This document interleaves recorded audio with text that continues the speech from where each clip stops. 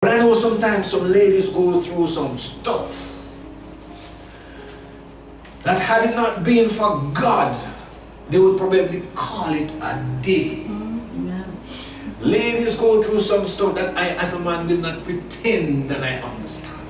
But from what I've seen, from what many mothers, many women have told me, some women go through some stuff. I don't know what you're going through this morning, but I'm going to give you a little key that is guaranteed to help you. And I heard the Spirit say, and I'm not going to be long. He said, there comes a time in your life, ladies, lady, mother, woman, people, when you just have to say, enough is enough. Enough is enough. I'm not going to take that anymore. I'm not going to think that anymore. I'm not going to accept that anymore. This is it. Enough is enough. Let me share a quick story with you because I'm going to be short this morning. And when you get a chance, let's go to the first chapter in the book, the first book of Samuel. When you get a chance, you can turn here because I'm going to go real quick. I'm going to talk to you about a certain man from a place called Ramathaim. And his name, you will remember, was Elkanah. And he was lucky because he lived in the times when a man could have two wives and other things. I'm not advocating that, but such was the time. I don't know. And one of his wives was very, very fruitful and prosperous, had sons and daughters. And the other one was not so blessed. And because she was not so blessed, I want you to see in the story when you get a chance to read it. The blessed woman would be throwing the stuff in her face, flaunting it, ridiculing her, laughing at her. When I was growing up in the island of Jamaica, if a woman wasn't able to bear children, they would give her a nickname. They would call her a mule or so on. You know, she was barren. It was a terrible thing. It was like a curse. She didn't have children. But let me tell you something, ladies, wherever you are inside this room, if you don't have children, or if you don't have a child as yet, don't let anybody tell you what God says about you, because you already know what God says about you. He has already told you. But this woman took it when they go to the house of worship. Think of it in modern time, they go to church. People turning their eyes and rolling their eyes, looking at them. Look at her. She's at that age now and she's not married. She doesn't even have a child. She lives by herself. What's wrong with her? Something must be. Nothing is wrong with you. But you see, the devil always likes to play. And he will use any trick to discourage you. And some ladies have gotten to the point where they decide to help God out. I've been waiting a long time. I've been praying a long time. And enough is enough. So I'm going to help God out. Yes, enough may be enough. But God doesn't need your help. He needs your obedience. Men, the same thing applies for you. God doesn't need our help. He just needs our obedience. But the taunting, it can be so oppressing and consistent that even those around you who love you and try to console you, there comes a time when that consolation and that love seems to mean nothing. In the case of Elkanah, he tries to be nice to her and say, oh darling Hannah, you know I love you. Don't you worry. See, I'm giving you more than I'm giving everybody. That couldn't work. And it was at that point when you have listened and you have heard the heckling, the belittling, and you just decide enough is enough.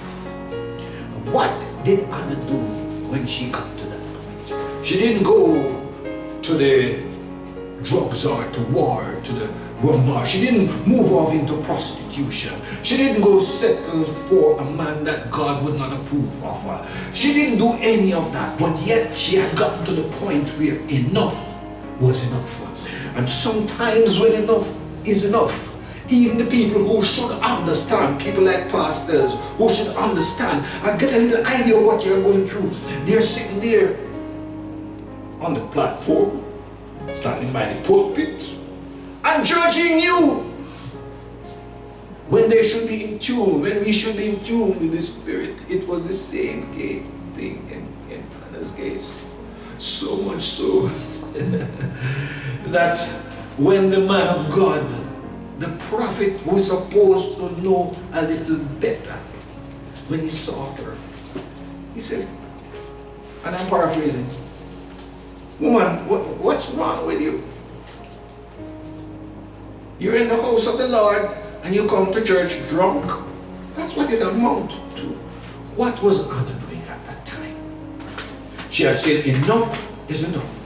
And she was not going to go to any source that couldn't help her. She was going to go to the source of all sources, and we spoke about it last week and many weeks before. And she was pouring out her heart to the Lord.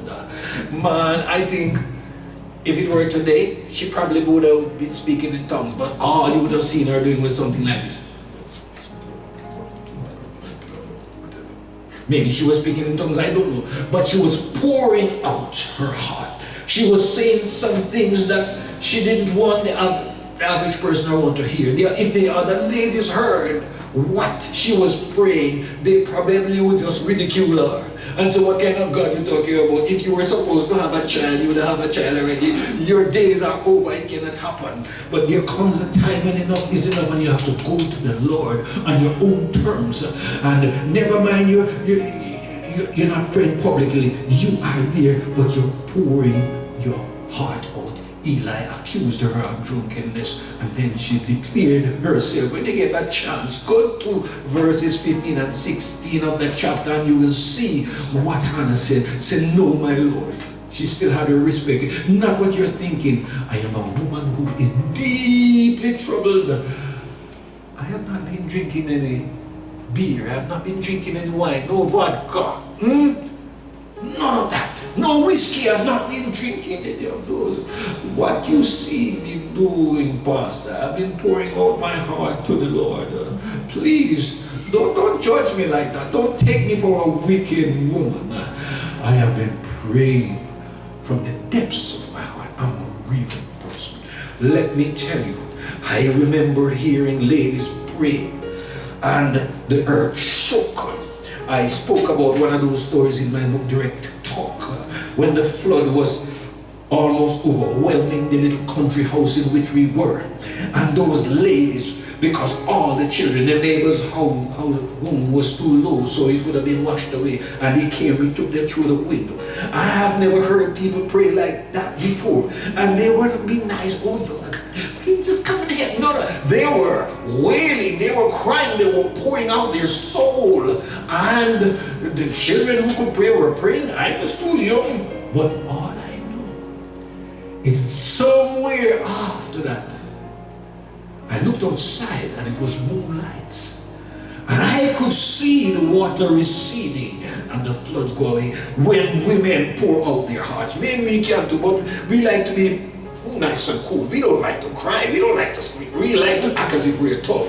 But trust me, we're not tough. We are not as tough as the world would like us to pretend that we are. But when women, look in the churches when it's prayer meeting. Look who are there. Women take up. Look in our churches. Mothers, women, you are powerful and you know how to pray. You are not pretenders when you have a need. You say, "Lord,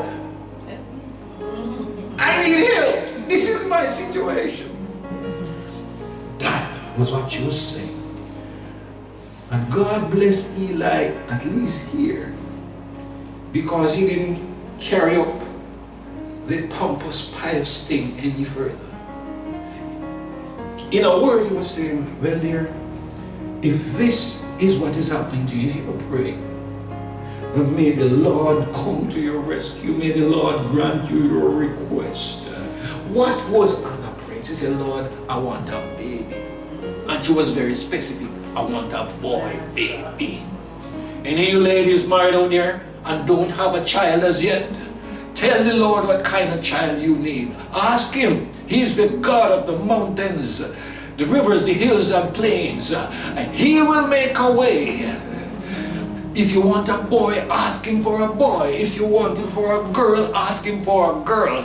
I want to send a shout out to a very special family over in England because they greeted me with the news, and we've been praying. And when they told me that their son and his wife finally got a child, and I just had to control myself.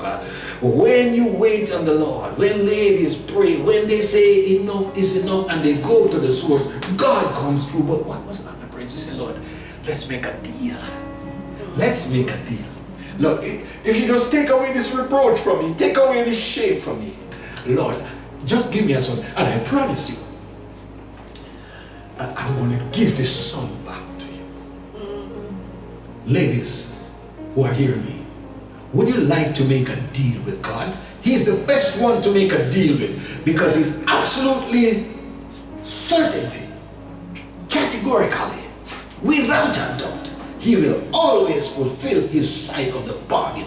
You may fail, I may fail because of our humanity and our limitation, but she made a deal. She said, give me the baby, Lord.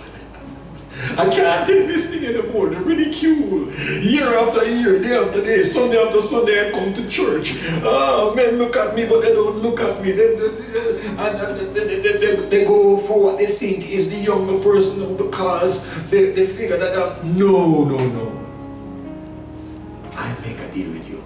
I have a man who says he loves me, but do something. When you pray and you make a deal with God, keep the deal. When you get a chance, read the rest of the chapter. I'm going to be short this morning.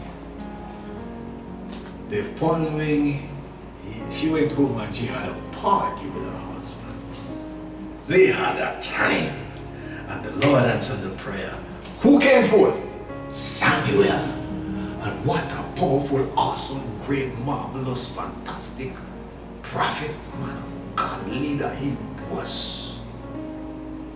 When enough is enough and we do the right thing, God will take care of the rest of it. So let the scoffers mock, let them scorn you. Oh yeah, there were many other children born to the Penina lady, but none of them came out as great and as powerful for the Lord, for the kingdom, as Samuel. Women of God, let me tell you today, God is going to come through for you. It doesn't have to be a literal baby. But some of you ladies are carrying a baby, a dream, a vision, a thought, an idea in your head that you've been walking around with, and that's your baby. You're pregnant with that child. Your husband cannot understand because he's busy doing his thing and you're so good helping him. But you have that dream, you have that baby. It's time for you ladies to say, enough is enough. Go to the maker of dreams. Go to the fulfiller of dreams. He will make our way.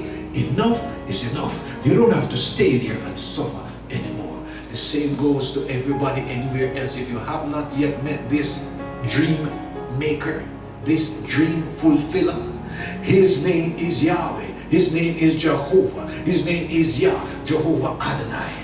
And he sent his son, Yeshua HaMashiach, the Jesus who is the Christ, to die on the cross, so that when you go to this Jehovah and you use the name of Jesus and you say, Lord, I'm a sinner, I've been trying to get the baby born, but I've not been successful, it's not happening the right way. I'm coming to you, Lord, and here is the deal. When this child is conceived and when this baby is born, when this dream is fulfilled, when I get this business that I've been dreaming of and it starts to make money, I am going to make a tabernacle. I'm going to start an orphanage. I'm going to bless the Citadel with a building. I am going to help. You see what I mean? Blessed to be a blessed. Make a deal. One more thing before I go, and I'm going to stop. Some of us, when we make a deal and God fulfills his part, we want to go back to the beggarly things that we used to do and forget God. Here is a warning for you.